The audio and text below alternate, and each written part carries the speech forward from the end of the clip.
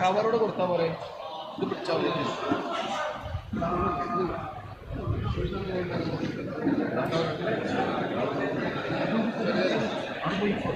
അല്ല അവിടെ പിടിച്ചാൽ അവിടെ പിടിച്ചാൽ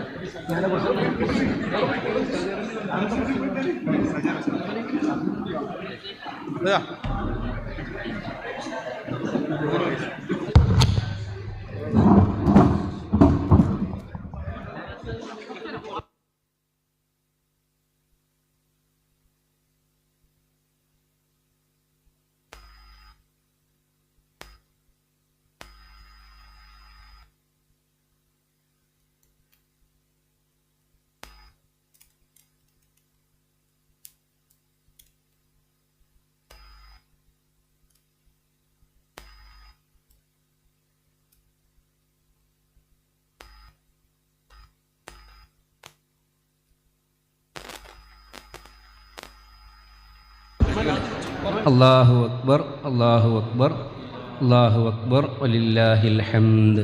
ഈ മഹത്തായ സ്വീകരണ സമ്മേളനത്തിനെ അഭിവാദ്യം ചെയ്തുകൊണ്ട് സമസ്ത കേരള ജമിയത്തുൽ മുഅല്ലിമീൻ കേന്ദ്ര മുശാവറ അംഗം ഉസ്താദ് അസ്ഗർ അലി ഫൈസി സംസാരിക്കുന്നു. അധ്യക്ഷന് വേണ്ടി ഉസ്താദിനെ ആദരപൂർവ്വം ക്ഷണിക്കുന്നു.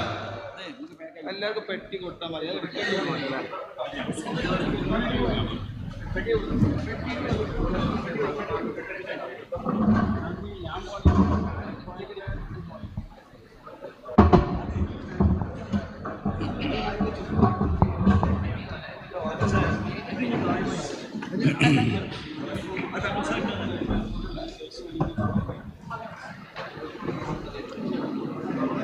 അസ്സലാമു അലൈക്കും വറഹ്മത്തുള്ളാഹി വബറകാതുഹു. അൽഹംദുലില്ലാഹ് വസ്സലാത്തു വസ്സലാമു അലാ സയ്യിദിനാ മുഹമ്മദിൻ റസൂലില്ലാഹ് വഅലാ ആലിഹി വസഹ്ബിഹിൽ ഫായിസീന ബിറിദല്ലാഹി അമ്മാ ബഅദ്. ബഹുമാനമുള്ള സാദാത്തുക്കളെ, പണ്ഡിതന്മാരെ, ഉസ്താദുമാരെ, മദ്രസയിലെ മുഅല്ലിം ഉസ്താദുമാരെ, മഹത്തായ ഒരു സദസ്സിലാണ് നാം സമ്മേളിച്ചിരിക്കുന്നത്. അള്ളാഹു ഈ സംഗമം ഒരു സ്വാലിഹായ അമലായി സ്വീകരിക്കുമാറാവട്ടെ.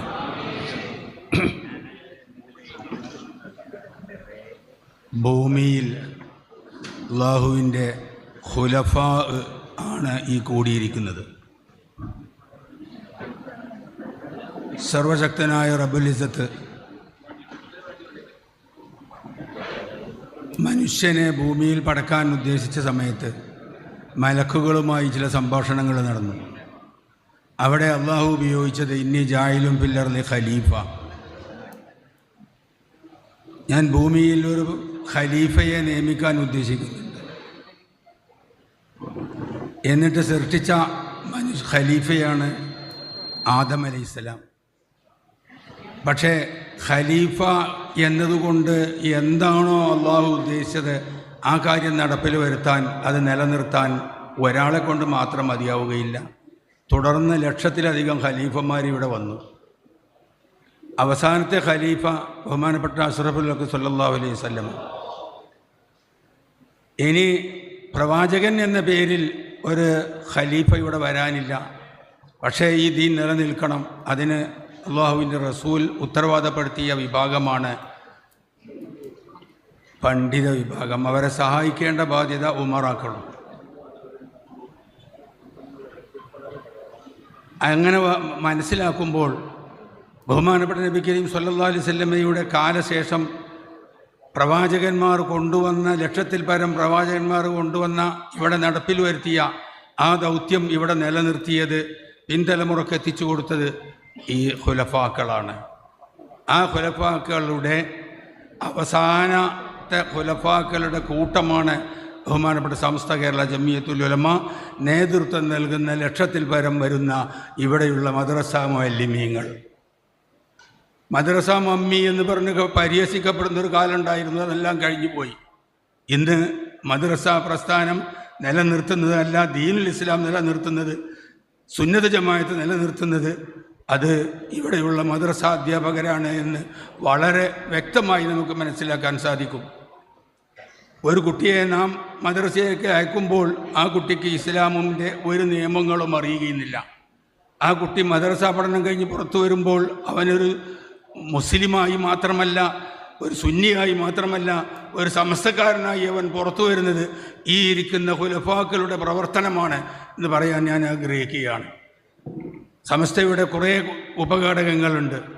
അതിൽ ഏറ്റവും പ്രധാനമായ ഉപഘടകമാണ് ജമിയത്തുൽ മുഅല്ലിമീൻ എന്ന് പറയുന്ന വിഭാഗം.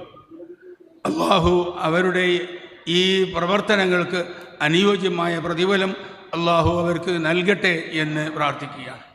ഇവിടെ വെച്ച് അവർ ചെയ്യുന്ന സേവനത്തിന് മതിയായ ഒരു പ്രതിഫലം അവർക്ക് ലഭിക്കുന്നില്ല എന്നെല്ലാവർക്കും അറിയാം. അവരുടെ ലക്ഷ്യവും അതല്ല. അവർ ഇരുലോകത്തെ വിജയം, ഇവിടെ മരിക്കുന്നത് വരെ താങ്കൾക്കും അവരുടെ കുടുംബങ്ങൾക്കും കഴിഞ്ഞു പോകണം, അതിനു വേണ്ടിയുള്ള ചെറിയ ഒരു വേതനമാണ് അവർ സ്വീകരിക്കുന്നത്. എന്നാൽ അത് കുറഞ്ഞതുകൊണ്ട് ഒരു മുഅല്ലിമായി ജീവിച്ചു എന്നതിൻ്റെ പേരിൽ ആരും ഇവിടെ പട്ടിണി കിടന്നിട്ടില്ല, മകളെ കെട്ടിക്കാൻ പ്രയാസപ്പെട്ടിട്ടില്ല, വീടില്ലാതെ കഷ്ടപ്പെടുന്നില്ല. സർവശക്തനായ റബ്ബുൽ ഇസ്സത്ത് പല നിലക്കും അവരുടെ കാര്യങ്ങൾ പോകുവാൻ അവർക്ക് ഒരു വിധത്തിൽ അല്ലെങ്കിൽ മറ്റൊരു വിധത്തിൽ കഴിവ് കൊടുക്കുന്നു. ആരും അതിൻ്റെ പേരിൽ കഷ്ടപ്പെടുന്നില്ല എന്ന് നാം മനസ്സിലാക്കണം. പക്ഷേ വലിയ കൊട്ടാരങ്ങൾ ഉണ്ടാക്കാനോ അതുപോലെയുള്ള വലിയ വില കൂടിയ വാഹനങ്ങളിൽ സഞ്ചരിക്കാനോ ചിലപ്പോൾ കഴിഞ്ഞില്ലെന്ന് വരും. എന്നാലും അവർക്ക് പരലോകമുണ്ട്, അതാണ് അവരുടെ പ്രധാന ലക്ഷ്യം എന്ന് മനസ്സിലാക്കിക്കൊണ്ട് അവർ പ്രവർത്തിക്കുന്നു. അവരോടായി എനിക്ക് പറയുവാനുള്ളത്, നിങ്ങൾ എവിടെ പ്രവർത്തിച്ചാലും, ഏത് മദ്രസയിൽ ജോലി ചെയ്താലും, ഏത് സംഘടനയിൽ പ്രവർത്തിച്ചാലും, നിങ്ങളെ എന്ന് പറഞ്ഞാൽ നിങ്ങൾ മാത്രമല്ല നമ്മെ എല്ലാവരെയും ഈ നിലയിൽ എത്തിച്ചത് ബഹുമാനപ്പെട്ട സമസ്ത കേരള ജമിയത്തുൽ ഉലമയുടെ പ്രവർത്തനമാണ്. അത് മനസ്സിലാക്കുകയും സമസ്തയ്ക്ക് വേണ്ടി മരണം വരെ പ്രവർത്തിക്കുകയും ചെയ്യണമെന്നുള്ള വസിയത്തോടുകൂടെ എല്ലാവിധ ആശംസകളും തിരഞ്ഞെടുക്കപ്പെട്ട ആളുകൾക്കും കൂടിയ എല്ലാ മുഅല്ലിമീങ്ങൾക്കും നേർന്നുകൊണ്ട് ഞാൻ എൻ്റെ വാക്കുകൾ അവസാനിപ്പിക്കുന്നു. അസ്സലാമു അലൈക്കും. മഹത്തായ പരിപാടിയിൽ അധ്യക്ഷം വഹിക്കുന്ന ബഹുമാനപ്പെട്ട OM തങ്ങൾ, അതുപോലെ ബഹുമാനപ്പെട്ട മറ്റു സയ്യിദുമാർ, ബഹുമാനപ്പെട്ട ഹൈദർ ഫൈസി, അസ്ഫർ അലി ഫൈസി അടക്കമുള്ള മുശാവറ മെമ്പർമാർ, ബഹുമാനപ്പെട്ട മറ്റു ഉസ്താദുമാർ, ഏറെ പ്രിയപ്പെട്ട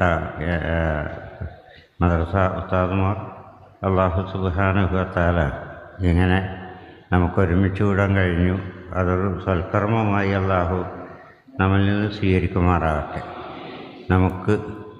നമുക്ക് മുമ്പേ കടന്നുപോയ നമ്മുടെ ഉസ്താദുമാർ സമസ്തയുടെ തുടക്കം മുതൽ ഇന്ന് വരെ അതിനു വേണ്ടി പ്രവർത്തിച്ച നമ്മുടെ മാതാപിതാക്കളടക്കമുള്ള കുടുംബങ്ങൾ, ഉറ്റ സുഹൃത്തുക്കൾ, എല്ലാവർക്കും ജന്നാത്തുൽ ഫിർദൗസിൽ ഒരുമിച്ച് കൂടാൻ അല്ലാഹു സുബ്ഹാനഹു വ തആല തൗഫീഖ് നൽകി അനുഗ്രഹിക്കുമാറാവട്ടെ എന്ന് ദുആ ചെയ്യാം.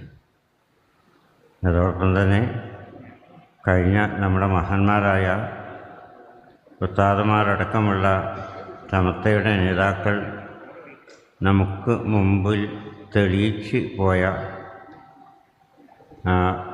സുതാര്യമായ വഴി, ആ വഴിയിൽ ഉറച്ചു നിൽക്കാനും ജീവിക്കാനും അല്ലാഹുവിൻ്റെ ദീനിന്, സുന്നത്ത് ജമാഅത്തിന്, സമസ്തക്ക് ഖിദ്മത്ത് ചെയ്യാനും അല്ലാഹു നമുക്കേവർക്കും തൗഫീഖ് നൽകി അനുഗ്രഹിക്കുമാറാവട്ടെ എന്ന് ദുആ ചെയ്യാം. ഒരുപക്ഷെ ഈ സമസ്ത കേരള ജമിയത്തുൽ മുഅല്ലിമീൻ രൂപീകൃതമായതിന് ശേഷം ഓരോ വർഷവും അതിൻ്റെ സാരഥികളെ തിരഞ്ഞെടുക്കാറുണ്ട്. അവർക്കൊക്കെ സ്വീകരണങ്ങൾ പലയിടത്തായിട്ട് ലഭിക്കാറുമുണ്ട്. അങ്ങനെയുള്ള സ്വീകരണ യോഗങ്ങളിൽ ഒരുപക്ഷെ ഇത്രയും വിപുലമായൊരു സ്വീകരണ യോഗം മുമ്പ് കഴിഞ്ഞിട്ടുണ്ടോ എന്ന് എനിക്കറിയില്ല. ഇങ്ങനെ ഇത് വിപുലപ്പെടുത്തണമെന്ന് നമ്മുടെ പ്രവർത്തകന്മാർ, ഇതിൽ പങ്കെടുത്ത ഏറെ പ്രിയപ്പെട്ട ഉസ്താദുമാർ തീരുമാനിച്ചതെന്ത് എന്ന് ചോദിച്ചാൽ ഞാൻ മനസ്സിലാക്കുന്നത്, ഈ തെരഞ്ഞെടുപ്പ് കഴിഞ്ഞതിന് ശേഷം ഈ തെരഞ്ഞെടുപ്പിനെ പറ്റി അത് വളരെ വ്യക്തമായ സുതാര്യമായൊരു തെരഞ്ഞെടുപ്പാണ്. എല്ലാ വർഷവും നടക്കുന്നത് പോലെയുള്ള ജനാധിപത്യ മര്യാദയനുസരിച്ച് ഉള്ളൊരു തിരഞ്ഞെടുപ്പാണ്. ഇവിടെ സമസ്ത കേരള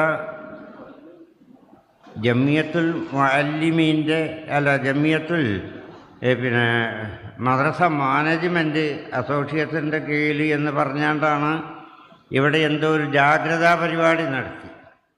ആ ജാഗ്രതാ പരിപാടി വാസ്തവത്തിൽ ആ ജമിയത്തുൽ മദ്രസ മാനേജ്മെൻറ്റ് അസോസിയേഷൻ്റെ ജനറൽ സെക്രട്ടറി ഈ തെരഞ്ഞെടുപ്പിൽ പങ്കെടുക്കുകയും ആശംസകൾ അർപ്പിക്കുകയും ചെയ്തിട്ടുണ്ട്. എന്നിട്ടാണ് പിന്നെ ജാഗ്രത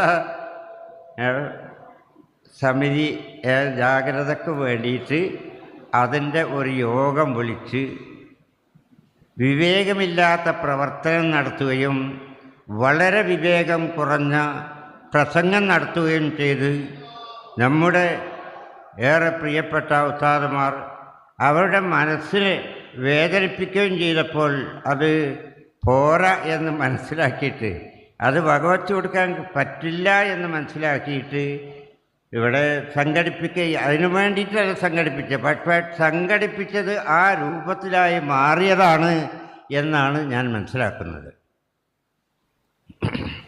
അപ്പോൾ അത് സംഘടിപ്പിച്ച ആളുകളെ നമുക്കെല്ലാവർക്കും അറിയാം, നമ്മളെല്ലാവരും അറിയുന്നവരാണ്. അതിനവർക്കൊക്കെ വേറെ പേരുകളും സമൂഹം നൽകിയിട്ടുണ്ട്.